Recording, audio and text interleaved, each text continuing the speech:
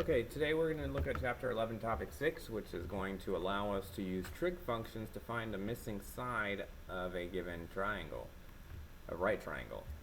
So, use trig functions to find the value of x round to the nearest tenth if necessary. Okay. So number one, we have a right triangle.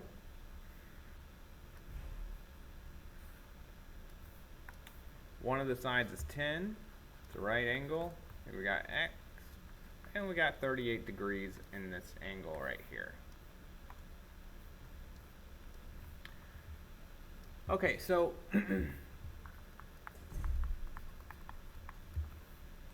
let's consider what information we have to this angle here.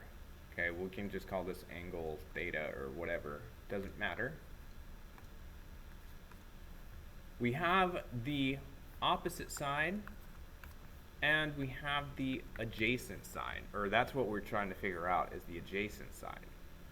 Okay, so opposite and adjacent is telling me that I want to use the ratio tangent. Okay, tangent is the ratio for those two sides. Tangent provides the ratio of those two sides.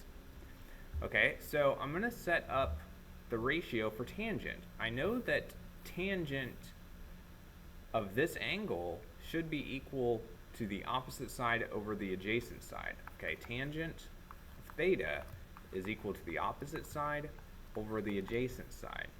Okay, well theta is 38, so tangent of 38 degrees is equal to the opposite side, which is 10, over the adjacent side, which is x.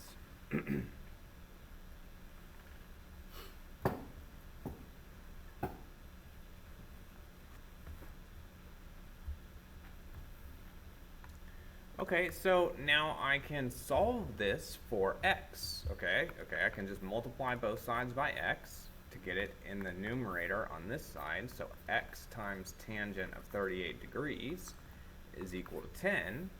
And then I can divide both sides by the tangent of 38 degrees. And that's going to tell me what x is equal to. X is equal to 10 over the tangent of 38 degrees. Okay, so that's 10 over tan 38. So make sure your calculator is in degrees. So tan 38 is 0.7813. Okay, round to the nearest 10 thousandths. Okay, so I'm going to do 10 divided by the, well actually, I really should put 10 divided by tan 38 in the calculator, honestly. So 10 divided by, and then in the denominator is going to be tan 38. Okay, so what did it say to round to? The nearest tenth. So that's going to be 12.8. Do I have units? No. So 12.8. So that side, x, is 12.8.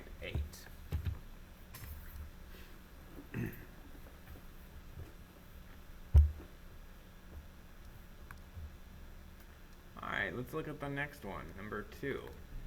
Okay, you always want to use the trig function that uses the sides, or the ratio that you have. Okay, so I have 4 here, I have x here, and I have a 63-degree angle right here.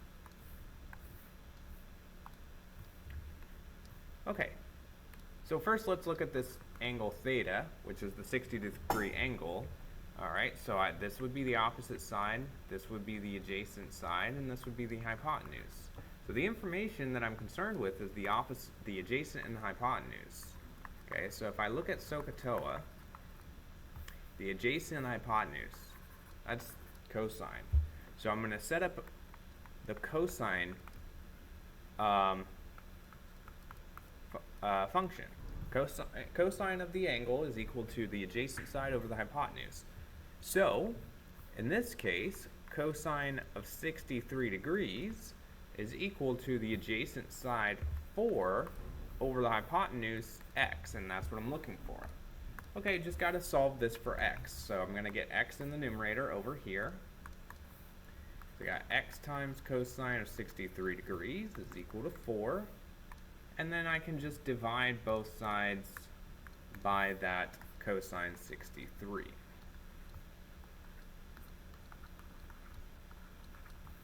Okay, so what I get is that x, the missing side here, which is the hypotenuse, is equal to 4 over cosine of 63 degrees. Okay, so I just need to put that into my calculator. 4 divided by cosine of 63 degrees, which is 8.8. So that missing side here, the hypotenuse, that's going to be 8.8.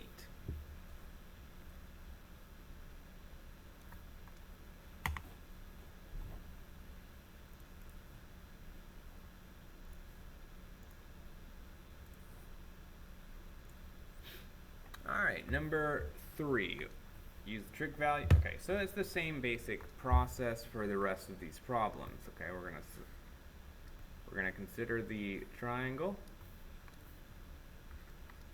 Right triangle, we got x, we got a 20-degree angle here, we got 14.5 on this side.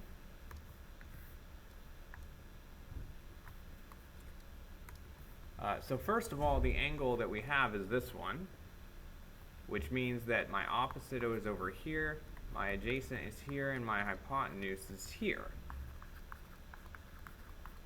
Okay, well, what information do I have? I have the opposite. Well, what information am I concerned with? I have the opposite and I have the hypotenuse. So I'm looking at sine. So the sine ratio says that sine theta is equal to the opposite over the hypotenuse. Okay, well, I have all that information. Theta is 20 degrees. So sine of 20 degrees is equal to the opposite, which is x, over the hypotenuse, which is 14.5. Just need to solve this for x, so multiply by 14.5. So my missing side, x, is equal to 14.5 times the sine of 20 degrees. Alright, just need to put that into my calculator. So 14.5 times the sine of 20 degrees, I guess technically it rounds up to 5, because it's 4.959. So I guess that rounds up to 5.0.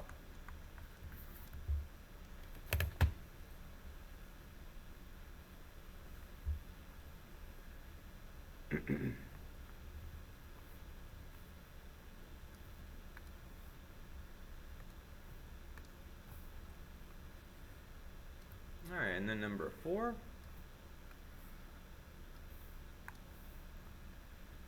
So we got this 45-degree angle here. We got this side 5, we got this side x.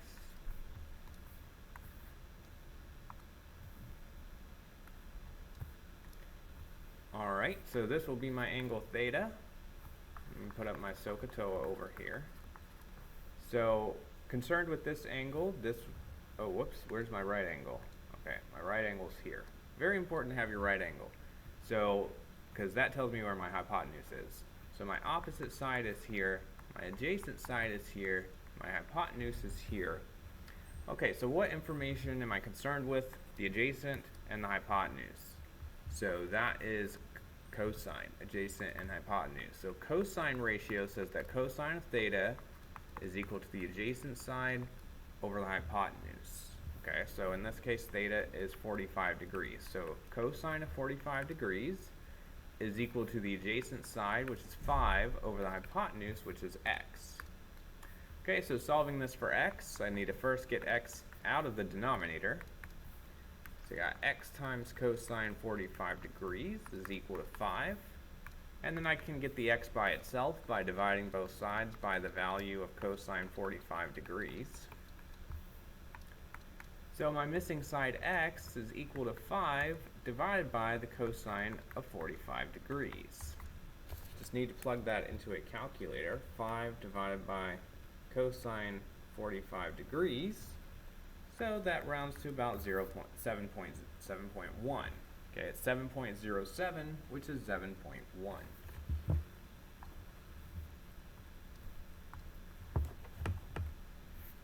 Alright, here are our practice problems.